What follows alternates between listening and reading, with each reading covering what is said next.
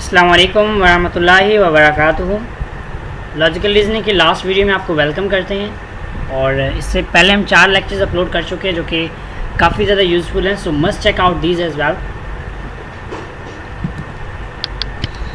MD CAT के हवाले से इंपॉर्टेंट वीडियो लेक्चर्स के लिए हमारे चैनल को सब्सक्राइब कर लें, साथ मौजूद बेल आइकन में भी क्लिक कर दें।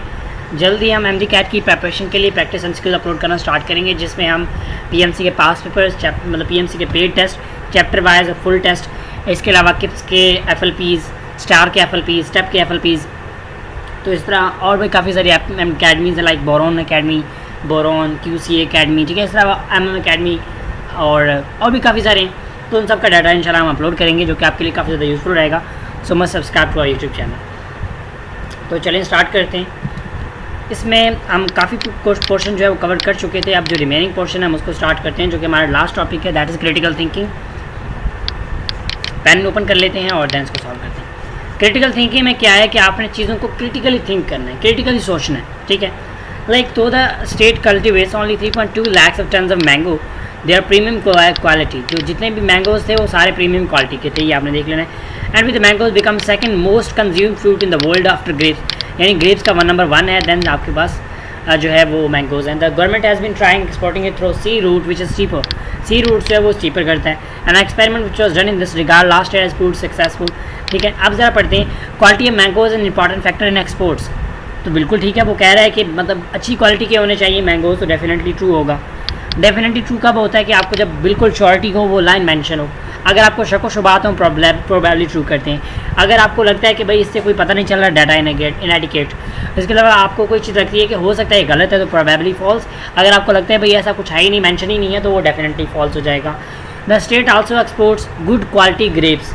अब यहाँ पे अगर आप देखें तो आपको ग्रेप की क्वालिटी के बारे में बताया नहीं, भाई ऐसी बात ही नहीं हुई। जस्ट ये बात हुई है कि ग्रेप्स जो है वो नंबर 1 पे है, मोस्ट कंज्यूम जो मतलब ग्रेप के बाद है। तो ये नहीं, यहाँ ये है कि क्वालिटी की बात नहीं हुई। So we can say data is inadequate there are some problem exporting mangoes through sea roads. तो क्या यहाँ पे उसने कोई प्रॉब्लम बताई है? नहीं, ऐसा कुछ बताया नहीं। उसने कहा चीपर रेट है, बस चीपर रूट है बस। Most of the exports are through sea routes which is cheaper. तो क्या मोस्ट जो अदर हैं वो एक्सपोर्ट्स जो सी रूट्स हैं उनसे चीपर है? ऐसा हो सकता है, प्रोबेबली हो सकता है, बट श्योरिटी इसमें भी नहीं है, ठीक है। उसके बाद the state also cultivate a large number of medium quality mangoes. Medium quality, तो मीडियम क्वालिटी मैंगोज की बात तो ये नहीं भाई, वो तो कहते हैं प्रीमियम क्वालिटी के हम बनाते हैं, हम उन्हीं को कल्टिवेट करते हैं। तो ये भी हमारे पास रॉन्ग होगी, ठीक है। तो आपने इसको स्टेटमेंट को इस तरह रीड करना है और ये भी आपके लिए सॉल्व करना आसान हो जाएगा। उसके बाद 10 to 14 वाला ये सॉल्व करते हैं। A radical new surgery procedure launched not long ago is holding out fresh hope for patient of cardiac myopathy. Cardiac यानी heart disease है, enlargement of heart का बड़ा हो जाना। The technique now in Pakistan allow patient to go home 2 weeks after the operation or to lead a near normal sedentary life. Cardiac myopathy is a condition that has a variety of causative factors. An attack from 1 in 20 were identified viruses, parasitic infections, long-term alcohol abuse and blood pressure could bring it to on. In rare cases it could follow childbirth and is known as to be run in families. अब देखिए यहाँ run in families का word आ गया तो मतलब ये कि genetically distribute होता है, जेनेटिक्स जो है जेनेटिकली करेक्टेड है। The condition is marked by increase in size of heart chambers and decrease in efficiency of pumping. अब कार्डियक मायोपैथी इज हेरिडिटरी, बिल्कुल है, क्योंकि वो यहाँ पे रन इन फैमिलीज़ कह रहे हैं, तो ट्रू इन डेफिनेटली ट्रू। उसके बाद है कि देखिए अब ये डेफिनेटली ट्रू कहते हैं, आप इसको कहते हैं प्रोबेबली ट्रू, ठीक है। उसके बाद the new technique was never tried in Pakistan in the past, बिल्कुल ऐसा ही है कि भाई ये पहले इन्होंने ट्राई नहीं किया था, अभी ट्राई किया था, अब आप सक्सेसफुल हो गए। Cardiac myopathy slows down the heart beat, ऐसा लिखा हुआ है, बिल्कुल लिखा हुआ है कि जो है वो हार्ट को स्लो कर देता है, ठीक है। फिर आपके पास है कि earlier the patient suffering from cardiac myopathy वो required to travel abroad for such operation. क्या ऐसा कुछ लिखा था यहाँ पे? उसने ऐसा कुछ बताया नहीं है, उसने जस्ट ये बताया कि पाकिस्तान में फर्स्ट टाइम ट्राई हुआ है, ठीक है। अब हो सकता है लोग बाहर जाते हैं, लेकिन यहाँ पे उसने मेंशन नहीं किया। हम इसलिए उसको देखते हुए हम ये कहते हैं कि डाटा इनएडिकेट है, डाटा पूरा नहीं है। आप डाटा पूरा दें तब बात करें। The efficiency of the heart is inversely proportional to the size of heart, बिल्कुल ये बात ठीक है, क्योंकि देखें यहाँ पे वो कह रहा है कि यहाँ पे मैं आपको दिखाता हूँ, लास्ट में कह रहे हैं increase in size of heart chambers and decrease in efficiency. तो मतलब दोनों में इन्वर्स रिलेशनशिप है, तभी जो है वो एक साइज इंक्रीज होता है तो एफिशिएंसी जो है वो डिक्रीज हो जाती है। तो ये जो है वे है इनका सिंपल सॉल्व करने का, इतना ज़्यादा मुश्किल नहीं है। बस आपने स्टेटमेंट को अच्छे से रीड किया, देन आपने उसमें से क्रिटिकली थिंक करना है कि कौन सा ज़्यादा बेस्ट बनता है, ठीक है। तो हम इसका लास्ट क्वेश्चन है 41 to 45 वो सॉल्व कर लेते हैं, देन हम मूव करते हैं नेक्स्ट उसकी तरफ। ज़रा हम वो ओपन कर लें। तो ये स्टेटमेंट है, our country needs about 9 to 10% regularly increase in power capacity. ठीक है, that means from 86,000 megawatt we have today, we require additional 8,000 to 10,000 megawatt every year. The private industry for the foreigners may be contribute 1,000 megawatt to 2,000 megawatts. So basically 90% of the capacity addition will have to be done by the public sector companies, but government could not continuously give money for this. This means that the tariff has to be regulated to generate money, not based on the cost of 25 years ago. If this happens, optional utilization of power will take place. It will not be wasted. यानी ये कह रहा है कि government आपको पैसे नहीं देगी तो फिर आपको क्या करना चाहिए, फिर आपको ये है कि जो मतलब बिजली के बिल वगैरह हैं उनको थोड़ा बढ़ा देना चाहिए ताकि आप जो पैसे बनाएं और काम स्टार्ट कर दें, मतलब वो जो काम करना है वो आप करें। कह रहा है कि presently some power is being wasted. अब ऐसा क्या है, यहाँ पे कोई बता रहा है कि उसने बात की है पावर वेस्ट हो रही है, ऐसे उसने कोई बात नहीं की, तो हम क्या कह सकते हैं कि डाटा इनएडिक्वेट, कहीं भाई हमें ऐसा नहीं लगता। अब ऐसा हो भी सकता है, नहीं भी हो सकता, लेकिन उसने हमें बताया नहीं है, उसने इशारा ज़रूर किया it will not be wasted, लेकिन उसने श्योर नहीं किया हमें यहाँ पे। The public sector enterprise in power generation have done a commendable job. अब ऐसा है कि नहीं, तो ऐसा कुछ भी नहीं है, हम ये तो उसको सेक्टर को इन्फॉर्मेशन दे रहे हैं। अगर ऐसा होता तो हम प्रोबेबली ट्रू करते। The private industry are not willing to install big plants to generate power. क्या ऐसा वो है कि नहीं है? नहीं। अब बिल्कुल ये बिल्कुल गलत है। देखें, उन्होंने कभी कोई ऐसा, अब आप स्टेटमेंट पढ़ें, उन्होंने ऐसी बात कही है कि भाई हम पावर प्लांट्स नहीं बनाएंगे, नहीं, ऐसा कुछ भी नहीं कहा उन्होंने। There is likelihood of increase in power tariffs in future.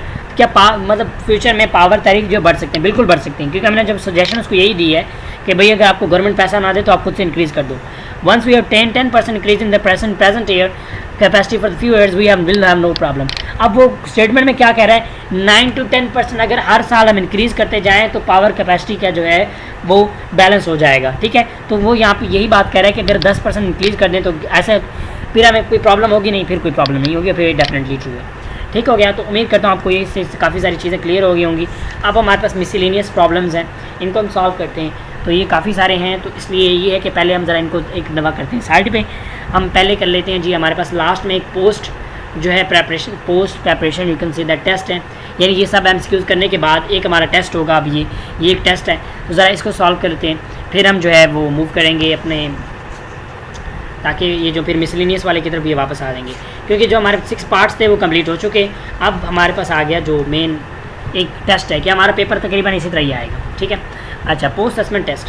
अब देखें, इसमें एरो इस साइड पे है, ऐसे आप खुद सोचें क्या आंसर होगा। इतना करवाने के बाद भी अगर मैं ये खुद करवाऊँ तो क्या फ़ायदा।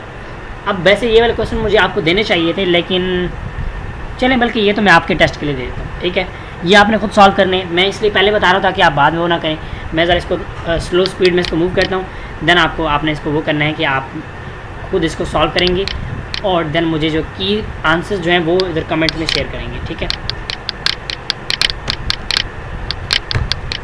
मैं ज़रा यहाँ पे चलें,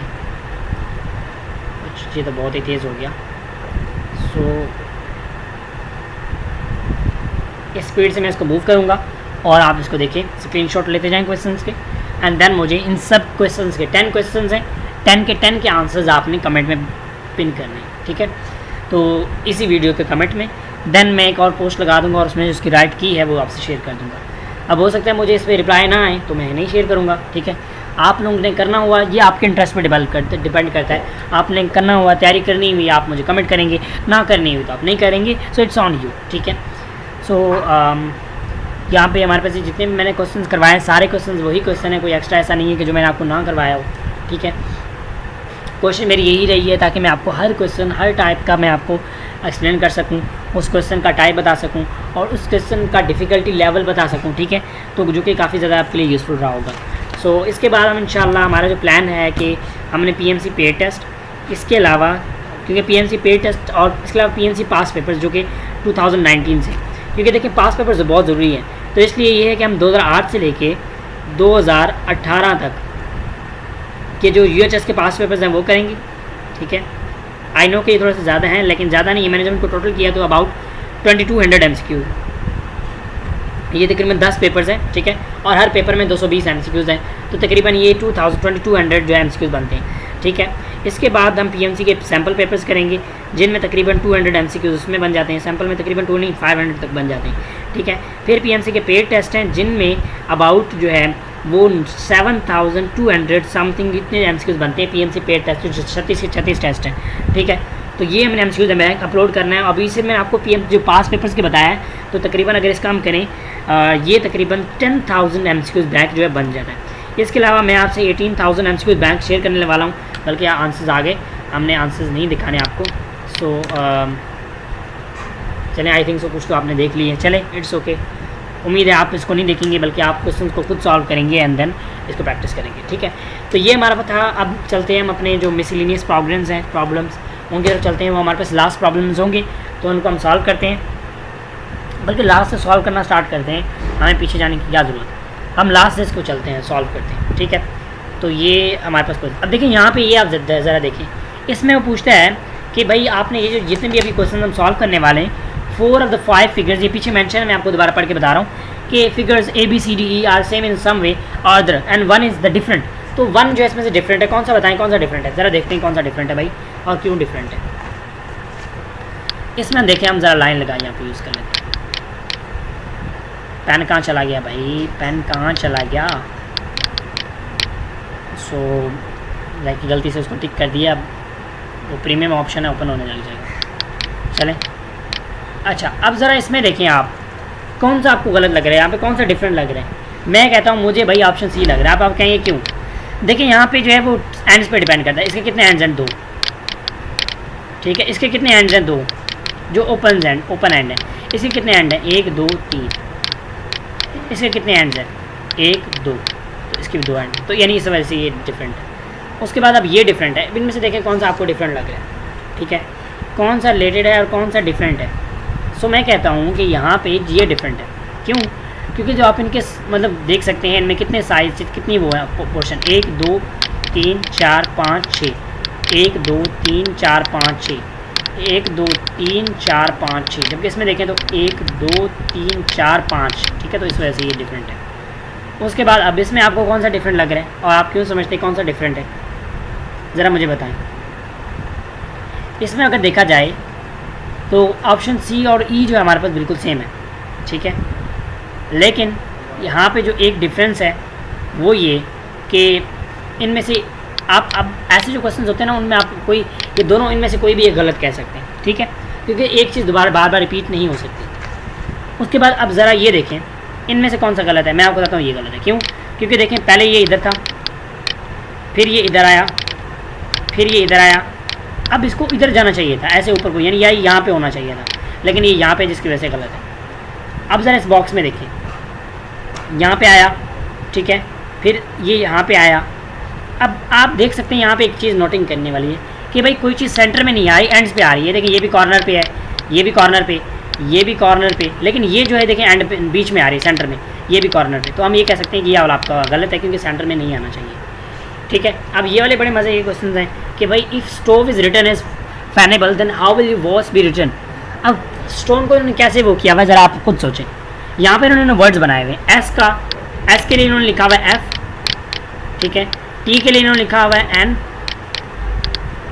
और ओ के लिए इन्होंने लिखा हुआ है बी, और वी के लिए इन्होंने लिखा हुआ है एल, और इन्होंने लिखा हुआ है ई के लिए के।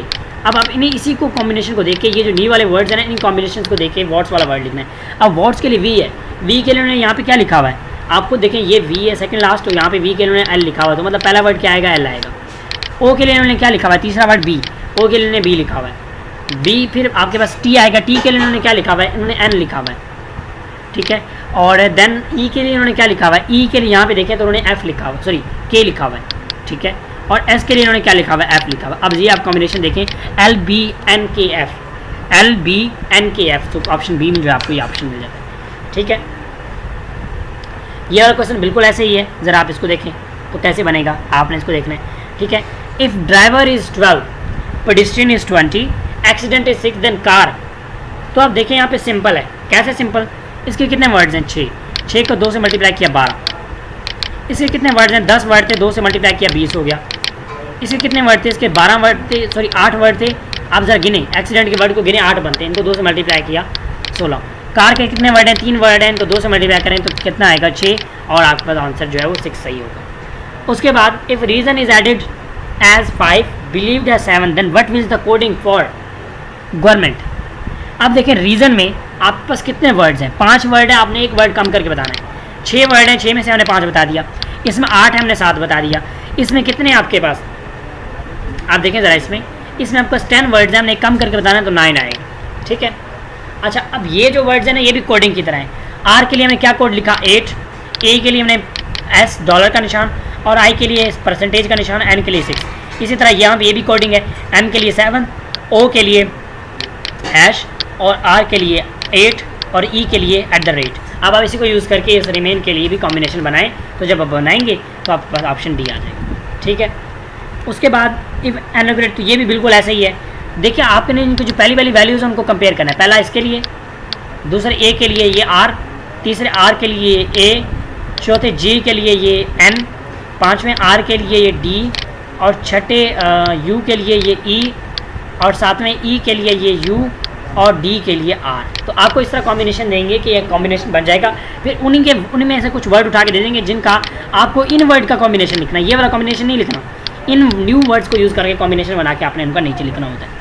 अब देखें स्काई जो है वो स्टार, यानी आप देखें कि if sky is tree, star is cloud, cloud is earth, and earth is tree, and tree is book, then where do the birds fly? तो बर्ड्स कहाँ फ्लाई होते हैं, बर्ड्स बुक पे फ्लाई होते हैं या स्काई पे? यस, मतलब then where do birds fly, के बर्ड्स कहाँ फ्लाई होंगे। सो इसमें अगर देखा जाए, ये जो है क्वेश्चन नंबर 39, ज़रा मैं इसको देख लूँ क्योंकि मुझे थोड़ा सा इसमें डाउट हो रहा है। सो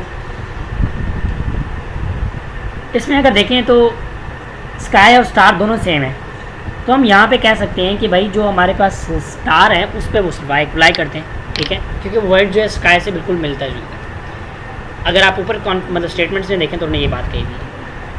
अब ये भी कुछ ऐसा ही है, इफ सर्टेन कोड इज, अब यहाँ पे नंबरिंग वाला, पीछे वो ABC वाला था, अब नंबरिंग वाला, कि 2 के लिए नंबर 3, 4 के लिए 3, 6 के लिए इन्होंने 7, 8 के लिए भी 7, और 5 के लिए इन्होंने 6 यूज़ किया हुआ है।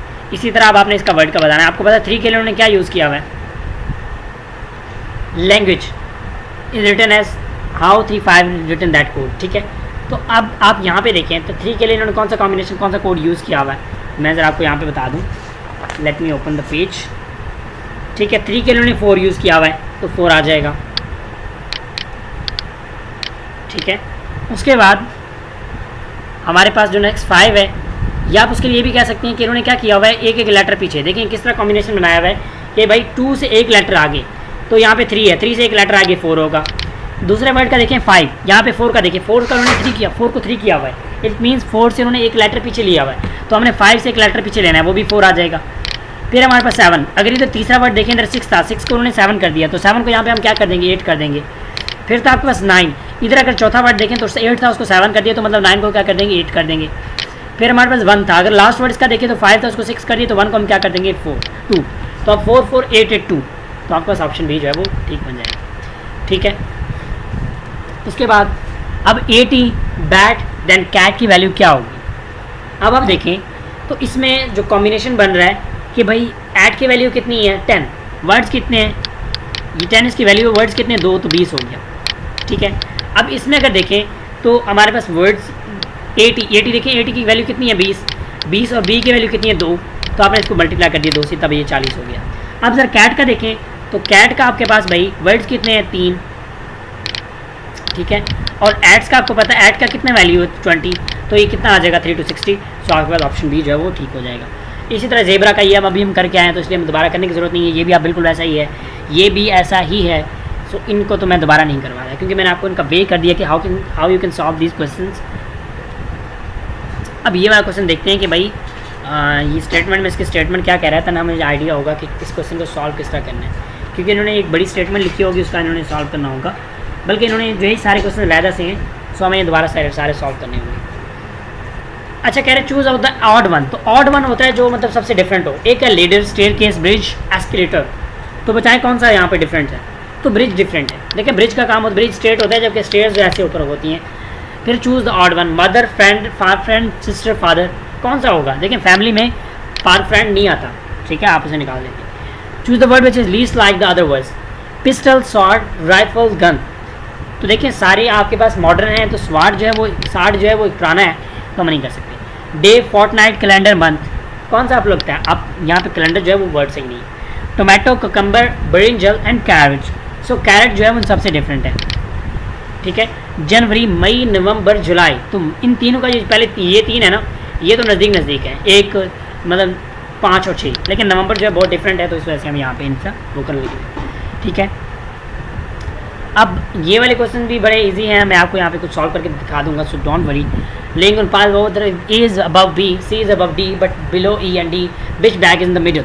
तो मिडल में डी होगा। अब देखते हैं कैसे डी होगा, सॉल्व कर लेते हैं इसको, ठीक है। सो देखें, वो कह रहे हैं bags be like if A is above B, यानी ये बी है, बी के अबव ए, ठीक है। फिर कह रहा है सी इज़ अबव डी, सी जो है डी इज़ अबव है लेकिन बिलो ई, तो मतलब ये यहाँ पे टॉप पे ई, यहाँ पे डी और यहाँ पे सी। तो अब आप देखिए मिडिल में कौन सा है, मिडिल में आपके पास डी है, ठीक है। उसके बाद a mango tree is tall as compared as coconut tree, mango tall है कोकोनट ट्री से। A banana tree is shorter than palm tree, banana palm tree से छोटा है, ठीक है। A guava tree is shorter than banana tree but taller than mango tree, which is the tallest. तो आप खुद देखें यहाँ पे कौन सा आपको लगता है टॉलेस्ट है। तो यहाँ पे मैं आपको कहता palm tree is the tallest one, ठीक है, क्योंकि उससे बनाना भी टॉलर है, बनाना जो है यहाँ पे टॉलर है, लेकिन मैंगो और बनाना का क्या कॉम्बिनेशन है, तो उस हवाले से यहाँ पे जो हमें यहाँ पे ये कह लें mango tree is equal to you can say coconut tree. Mango tree जो है वो कोकोनट ट्री आप इक्वल कर लें या कंपेयर कर लें, लेकिन अगर हम जब इनका कंपेयर करते हैं, बनाना ट्री सबसे बड़ा, फिर गोवा ट्री और फिर जो है मैंगो ट्री। अब अगर बनाना का और पाम का देखा जाए तो पाम जो है फिर बनाना से बड़ा होता है, तो इस वजह से हमें वो ज़्यादा बेस्ट लगता है, ठीक है। अच्छा, अब हमारे पास यहाँ पे आता है कि a man travel 2 miles turn left, यहाँ पे 2 miles क्या, अब लेफ्ट कहाँ होगा, यहाँ गया, ठीक है। एंड यहाँ पे 2 था और यहाँ पे 4, ठीक है। And then turn right and 1 another mile, तो 1 इधर आ गया। How far is total moving. अब आप इसका टोटल मूविंग कैसे फाइंड आउट करेंगे, तो इसके लिए ये होता है कि आपने ना इसका शॉर्टेस्ट डिस्टेंस फाइंड कर लेना है, ठीक है।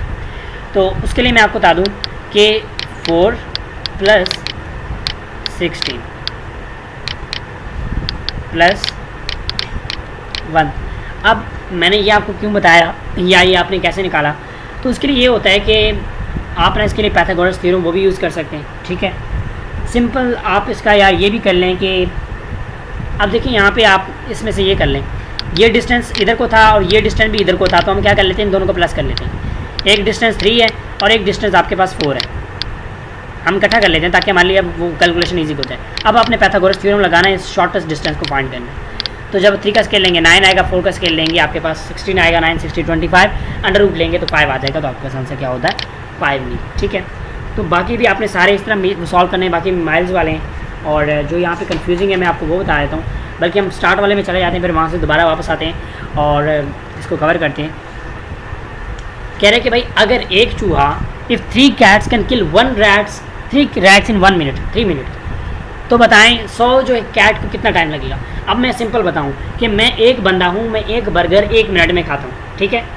अगर हम 3 दोस्त हैं, हम 3 दोस्त 3 मिनट के अंदर 3 बर्गर खाते हैं, मतलब मैंने क्या किया, उन तीनों दोस्तों के टाइम को इकट्ठा कर दिया। यानी अगर मैं इंडिविजुअल लूँ तो मैं अपने 1 मिनट की बात कर रहा हूँ, तो यहाँ पे भी 1 मिनट के अंदर कवर करेंगे, तो इसलिए 100 कैट्स जो है वो 100 कैट्स जो है वो कितने कैट्स को खाएंगे, 3 मिनट, 1 मिनट के अंदर वो खा लेंगे, क्योंकि आपको पता है मैं एक बर्गर 1 मिनट के अंदर खा सकता हूँ। अगर मेरे 100 फ्रेंड्स आ जाएँ तो वो भी 1 मिनट के अंदर खा लेंगे। जब मैं उनका टाइम कंपेयर करूँगा तो सबका जो है 3 मिनट लगेगा, ठीक है। नंबर ऑफ़ डिग्रीज़, अब ये जो है कन्फ्यूजिंग थोड़ा ज़रूर है। इसके लिए आपने क्या रखना है कि भाई जो क्लॉक में जितना भी टाइम होता है ना, 12, 1, 2, 3, उनके दरमियान 30 डिग्री का डिफरेंस होता है, ठीक है। अब वो कह रहा है कि through which the hour of clock moves in 2 hours and 12 minutes। अब जब 2 hours और 12 मिनट होते हैं तो आपको पता है कि जो क्लॉक का यहाँ पे 3 होता है, यहाँ पे 12 होता है, यहाँ पे 1 होता है, तो एक सुई यहाँ पे होगी, ठीक है, और दूसरी सुई यहाँ पे होगी, एक 2 पे होगी और एक 2 से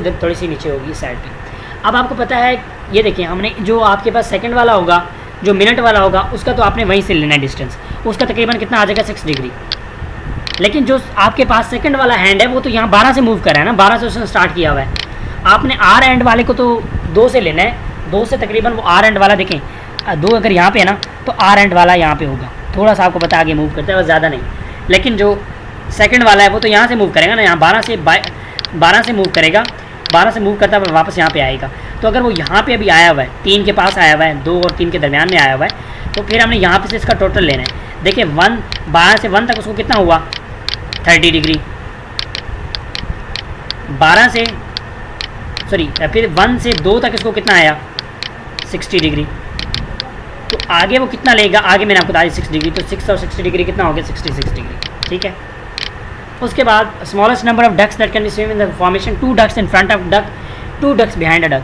तो इसके लिए सिंपल ये है कि ये बीच में एक डक है और ये डक है और एक ये डक है। अब ये आप कॉम्बिनेशन आपका बिल्कुल ठीक हो गया। अब जरा आप स्टेटमेंट दोबारा रीड करें, आपके पास कॉम्बिनेशन ठीक बन जाएगा कि the 2 ducks in front of ducks. अब ये एक डक है, उसके फ्रंट के 2 डक हैं, ठीक है। 2 डक्स बिहाइंड अ डक, तो ये पहला डक है, उसके पीछे 2 डक हैं। And a duck between 2 ducks, देखिए एक ये डक, एक डक और ये बीच वाला डक। तो इस तरह जो कॉम्बिनेशन आपके पास मिनिमम कॉम्बिनेशन 3 बन जाता है। Product of all numbers is dial phones. तो प्रोडक्ट ऑफ ऑल नंबर, सबका प्रोडक्ट कितना होगा, आप क्या समझते हैं? मैं कहता हूँ 0। क्यों? क्योंकि भाई आपको पता है डायल नंबर में 0 भी होता है।